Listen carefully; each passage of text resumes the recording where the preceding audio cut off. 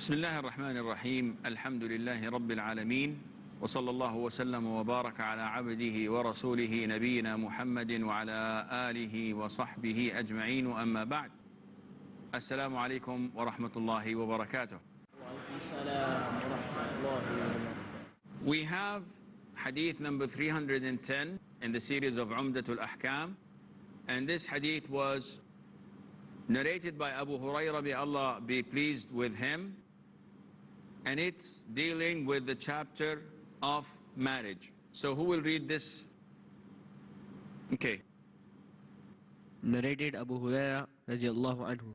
The Prophet sallallahu alaihi wasallam said, "A woman who has been married before should not be given in marriage except after consulting her, and a virgin should not be given in a marriage except after taking her permission. O Allah's Prophet, how can we know her permission?" He has said, her silence indicates her permission. Very good. Now, in this hadith, we learn that in Islam, a girl, a woman, to her guardian has two cases. Either she was married before and now she's not, either because she's divorced or she is widowed, or either this woman was not married before. This is referred to her as a virgin.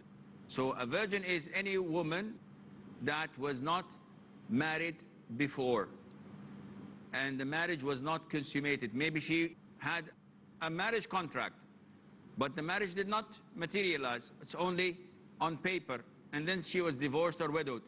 In this case, she remains to be considered or labeled as a virgin. And this classification is important in Islam because we know, for example, in the case of prescribed punishment, if a woman commits an act of fornication or adultery, is the punishment the same? No. If she was never married before in her life, she is to be flogged 100 lashes. But if she was previously married, whether divorced, widowed, or presently still married, and she commits an act of adultery, she has to be stoned to death. The boy or the man is the same. If he was never married, flogged. If he is married or was previously married, then he has to be stoned to death. In marriage, the Prophet ﷺ separating and making a distinction between previously married and a virgin. When a proposal comes, the father goes to his previously married daughter and he says that so-and-so proposed to you, and what do you think? If she does not reply, this is not an approval. The Prophet ﷺ, she has to be consulted, she has to speak out. So she has to say, yes, I accept. Unlike a virgin who is usually bashful and shy. Usually, I'm saying. Nowadays, girls are not like this. So if the father goes to the girl and says, my daughter so-and-so proposed to you, what do you think? If she looks down and she does not reply, this is a sign of her approval, as the Prophet says, because if she didn't want him, she would object. This is the norm. Nowadays, girls are a little bit not so bashful and shy. She would say, what car does he drive? Does he have money? Is he handsome? Is he tall? Is he... So even girls who are supposed to be virgin, they are not as bashful, but this is not the norm. Normally, girls are shy when it comes to such topics. They would not discuss it. Their shyness is a sign of their approval. A previously married woman, no, she has to speak out. Now, having said that, when a father or a guardian goes and conveys a proposal, he has to sell his case. Not by saying, a man came to you and he proposed to marry you. What do you say?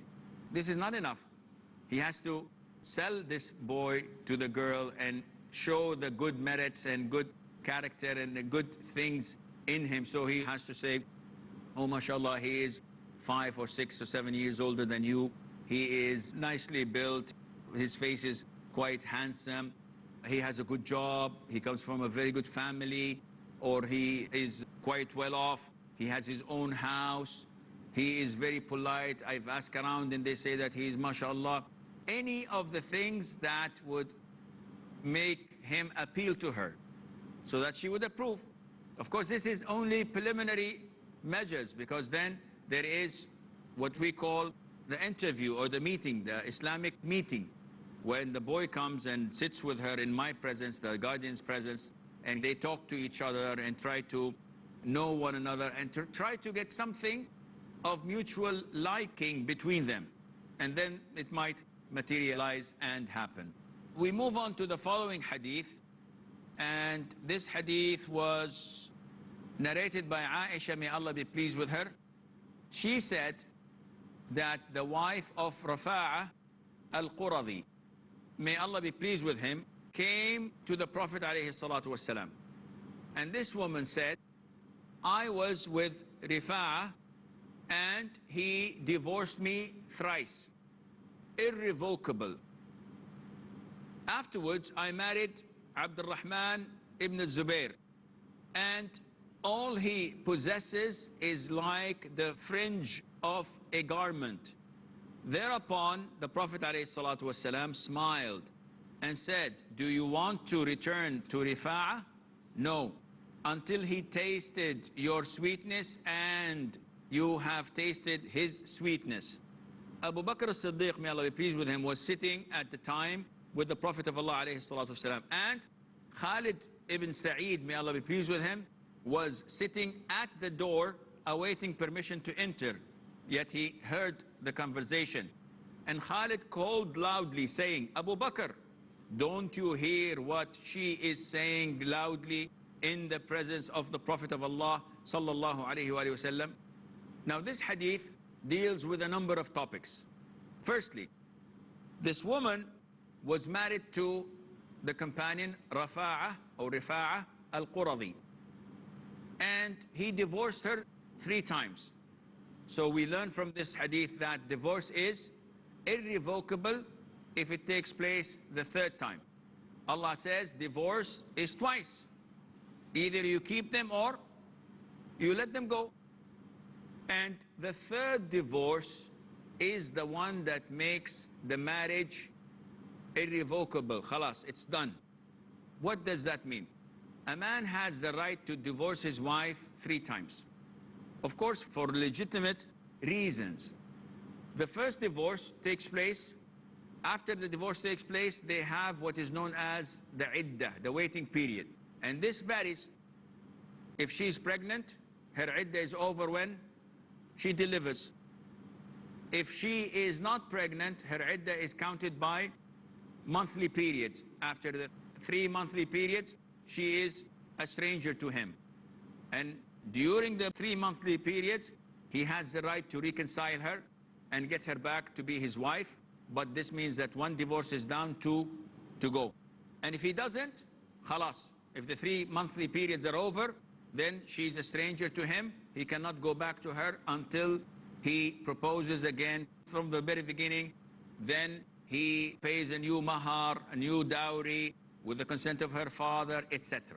This is the only way acceptable. So first divorce, he reconciled. They're back together. Then something happened, he divorced her again, and they reconciled. The 3rd divorce, if he says you are divorced, immediately she becomes a stranger. And this is, they called irrevocable divorce, the 3rd and last final divorce. If this happens, as mentioned in the Quran, he cannot marry her again. Not even with a new mahar, with the consent of her father. Khalas, it's over. She's haram for him forever until what? Until she marries another man, a correct marriage, not for the intention of making the first one halal. No, a correct marriage, and the marriage is consummated. If he divorces her after that, she may marry the... This woman comes and she says, my husband, Rifa'ah, he divorced me 3 times, irrevocable. Then I married Abdurrahman ibn Zubair. I married another companion. And this is what is meant by the hadith says that all he possesses is like the fringe of a garment. She's saying something figuratively, a metaphor, not a clear statement, because there has to be some sort of bashfulness or shyness. She's saying that Abdul Rahman ibn Zubayr is impotent. He's unable to perform sexual intercourse. He's not capable of doing this. So she is saying that she wants to go back to her first husband because her second husband is impotent. So the Prophet smiled, alayhi salatu wasalam, and he understood from her question that relating his impotency, she wants to go to the first husband who was not impotent. He was capable. So the Prophet said, alayhi salatu wasalam, you want to go to the first one? No. Until the marriage is consummated, until sexual intercourse takes place between you and the second husband. This is a condition. Otherwise, you cannot. So you may divorce the second husband, but you cannot go to the first one. You may marry a third one who would have sexual intercourse and then afterwards divorce you properly with no intention of a trick or so. Then in this case, you may go back to the first husband. Now, this is the rule in Islam. If 3 divorces take place, she cannot go back to him until she marries a correct marriage, and a marriage that there is no intention of any kinds of trick in it. We have a short break. Stay tuned, and inshallah, we'll be right back.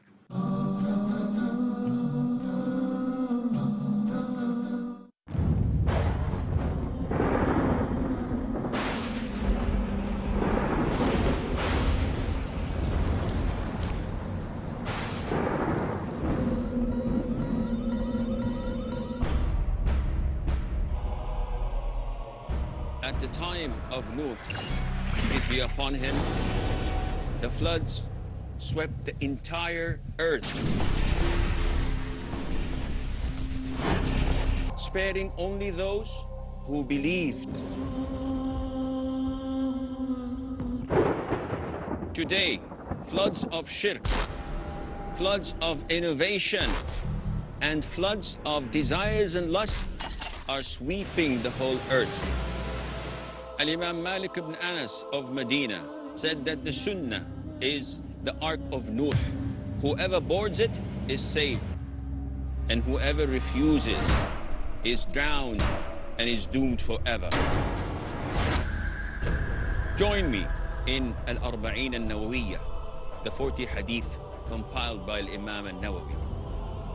Join Asssim Al Hakeem in Al-Arba'in al-Nawawiyya every Sunday, Tuesday and Thursday at 11 p.m. and repeat telecast at 12:30 p.m. Saudi Arabia on Peace TV.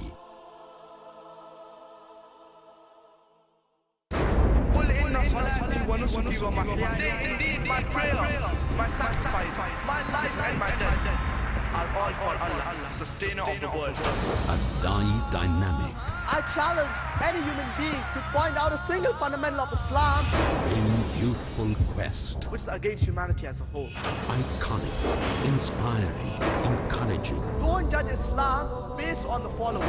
Farik Naik. Judge Islam based on the authentic sources, that's the glorious Quran and the authentic Hadith. Son of the world-famous orator on Islam and comparative religion, Dr. Zakir Naik.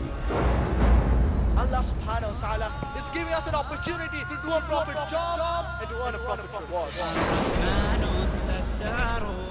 A star above par in Teens Star.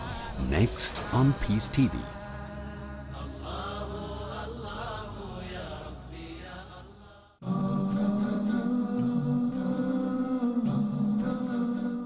Assalamu alaikum and welcome back.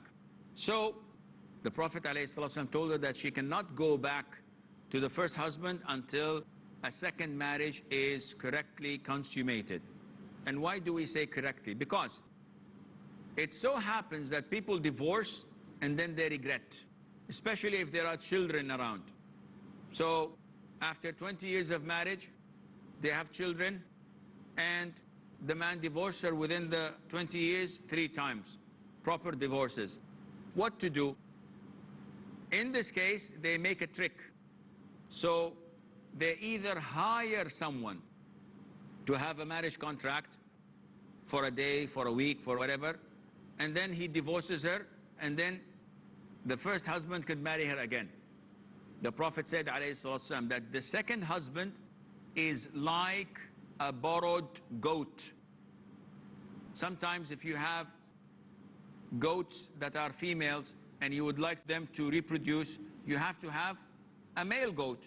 So if you don't have a male goat, you go and borrow some male goats from your neighbors.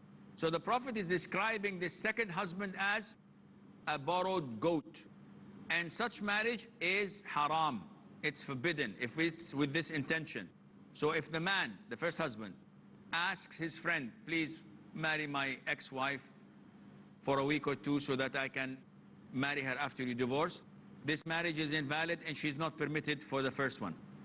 If the woman marries another man, separate proposal. A man proposes and she says, yes, I'll take you as a husband. And she intends in a week's time she will divorce him so that she can go back to her first husband. This is not permissible and she cannot. And the issue, or the last scenario would be, what about if the husband and the wife who were divorced irrevocably don't have the intention, but a third party, a third person, marries the woman with the intention that he would divorce her after a while so that they can get married together. The 2 parties are not involved. Is this permissible for the man? The scholars say it is not, again, permissible, because the intention, the ill intention to make what is haram halal is there. Only if she marries a true and correct marriage without any intention of going back to the first one, and then she's divorced without any intention, only then it becomes permissible for her. And the Prophet said, Assam, that until you taste his sweetness and he tastes your sweetness. Again, this is another metaphor to describe intercourse. So it is not said in a way that would be shameful or would affect people's feelings. This is how the Arabs talk, subhanallah, in a very beautiful fashion and polite manner. Yet, Khalid ibn Sa'id, may Allah be pleased with him, who was outside and heard the conversation, was outraged. He thought that this is not acceptable to be said in the presence of the Prophet ﷺ. So he's shouting at Abu Bakr, who's there. Abu Bakr, don't you hear what this woman is saying loudly? Meaning that he wants the woman to hear, and he wants her to be shy and not to disclose such issues in front of the Prophet ﷺ. But this is not the case. People say there is no shyness in Islam, or there is no bashfulness in Islam, before they want to ask something that is a little bit sensitive or impolite. This statement is untrue. Bashfulness and shyness is always in Islam. Yet we say that Allah Azza wa Jal is not shy of the truth. So when you want to ask something that is a little bit personal, or something that may be considered to be of a sensitive issue, you do not say that there is no haya in Islam, there is no bashfulness in Islam. You say Allah is not shy of the truth, and then you pose your question. So if such a sister or such a brother who happen to have some questions and queries about Islam, and they're prevented from asking, who would they ask? They should ask whatever goes through their minds, but they should do that in a polite and acceptable fashion. We open the floor for the questions, if you have any. MashaAllah, now we're raising questions. The first brother to raise his hands.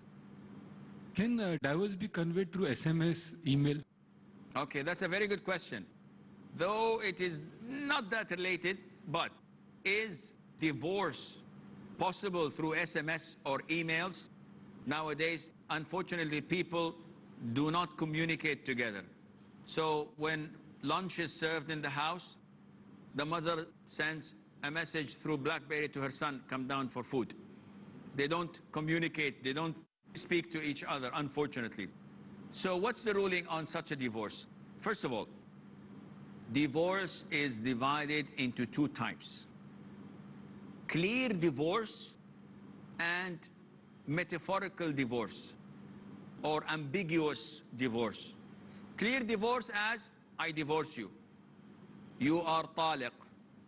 What's between you and me in marriage is void.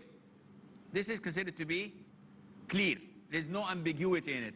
One does not say to his wife, I divorce you. And 5 minutes later he says, no, no, I meant that I divorce you. That means I will not stay with you in the same room. I will go to the other room. This is clear. And that is why ﷺ said 3 that when said seriously or said jokingly take place.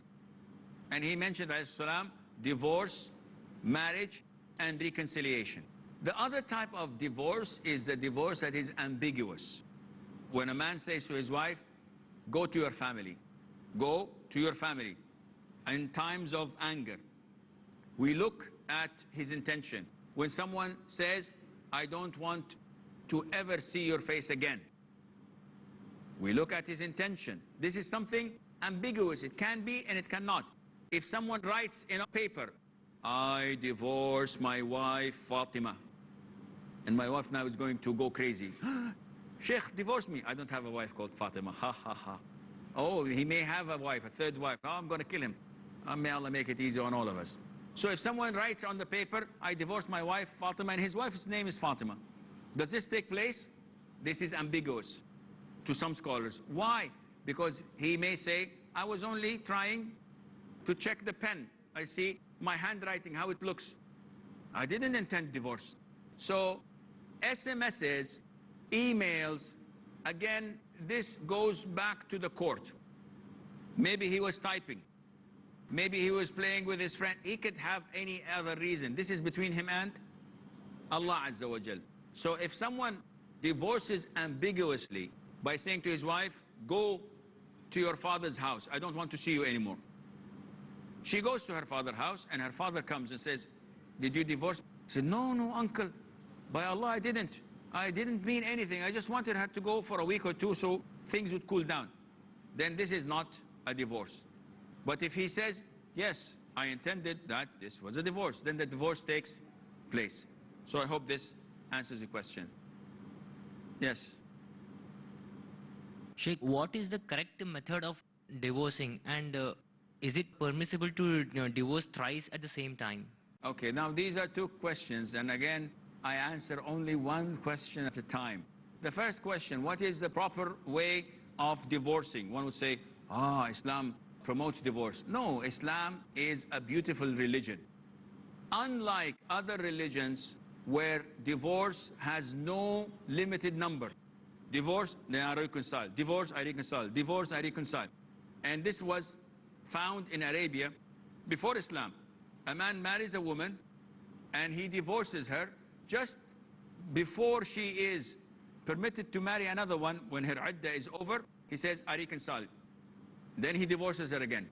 And he keeps doing this for 6 or 10 or 15 years so that she would not marry anyone else. He doesn't want her, but he just wants to torture her. And in other religions, there isn't anything such as divorce. If you marry a woman, you're stuck with her forever. Ya akhi, this is, I made a mistake. I made a bad choice. My wife is this, my wife is that. Sorry. Once you're married, you are stuck with your wife forever until you die. And this causes the woman to go and commit adultery and the man to commit adultery, but they're still married. Why? Because they cannot separate. Islam, alhamdulillah, is not like this. Islam gives a room of choice to those who got married and maybe things did not work out. There is no chemistry. We don't love each other anymore. Why stay together until we die? No, Islam gives you the freedom to separate. Allah mentioned a whole chapter by the name of divorce in the Quran. And it begins with, Ya ayyuhan nabi, إِذَا طَلَّقْتُمُ النِّسَاءَ فَطَلِّقُوهُنَّ لِعِدَّتِهِنَّ وَأَحْصُوا الْعِدَّةِ. Whenever you divorce women, then you have to divorce them for a specific period of time and you have to calculate. Therefore, proper divorce is divided into two types. a divorce that takes place when the woman is pregnant. The consensus of scholars, that divorce takes place. The second permissible divorce is when you divorce your wife in a state of purity that you did not have intimacy with. So she has her monthly period, she's clean and pure, but you did not touch her yet. You did not have any intimacy with her yet. This is permissible for you, and this is the time appropriate for you to divorce. The other two times are forbidden and they're innovative, but I'm afraid we don't have time to discuss them now. Maybe inshallah in the next Q&A session we would be able to elaborate. So until then, fi amanillah, wassalamu alaikum wa rahmatullahi wa barakatuh.